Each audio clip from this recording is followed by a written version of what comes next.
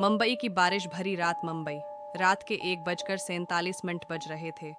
तेज बारिश सड़कों को खाली कर चुकी थी। क्राइम ब्रांच की इंस्पेक्टर अनन्या शर्मा अपनी गाड़ी में बैठी एक पुरानी फाइल देख रही थी। फाइल के ऊपर सरख हरूफ में लिखा था, केस 302 क्लोज्ड। लेकिन अनन्या जानती थी ये केस कभी बंद नहीं हुआ था। सीन 2। 5 साल पुराना कत्ल। 5 साल पहले मुंबई डाक यार्ड के करीब एक लाश मिली थी। लाश एक बड़े बिजनेसमैन की थी, राजीव मल्होत्रा। पोस्टमार्टम रिपोर्ट, कोई गोली नहीं, कोई चाकू का वार नहीं। मौत की वजह दिल का दौरा। केस बंद कर दिया गया। लेकिन एक चीज अजीब थी।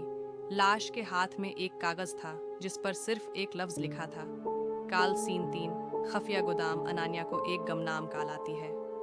आवाज, अगर सच जानना है तो बंदरगाह के पुराने गोदाम में आओ, अकेली आना। वो वहां पहुंचती है।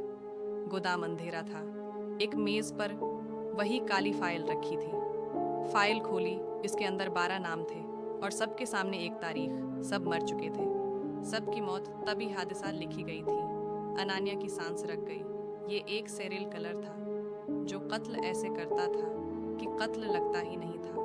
सीन 4। असल मुजरिम। फाइल के आखिर में एक तस्वीर थी। मुंबई का मशहूर सियासतदान विक्रम सेठी। अनन्या को याद आया, हर मरने वाला शख्स उसके खिलाफ गवाही देने वाला था। विक्रम सेठी एक ऐसा जहर इस्तेमाल करता था जो 24 घंटे बाद दिल का दौरा बन जाता था। कोई सबूत नहीं, कोई निशान नहीं।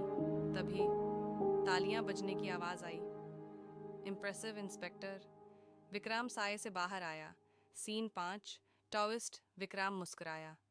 तुम कुछ साबित नहीं कर सकते। अनन्या खामोश रही, फिर बोली, मैं जानती थी तुम आओगे। उसने अपनी जैकेट से एक छोटा सा वॉइस रिकॉर्डर निकाला। पिछले 5 मिनट की पूरी गुफ्तगू रिकॉर्ड हो चुकी थी। अचानक गोदाम के दरवाजे टूटे। पुलिस टीम अंदर दाखिल हुई। विक्रम सेठी को हथकड़ियां लगा दी गईं। बारिश अब भी हो रही थी, लेकिन इस बार मुंबई की फजा में सुकून था।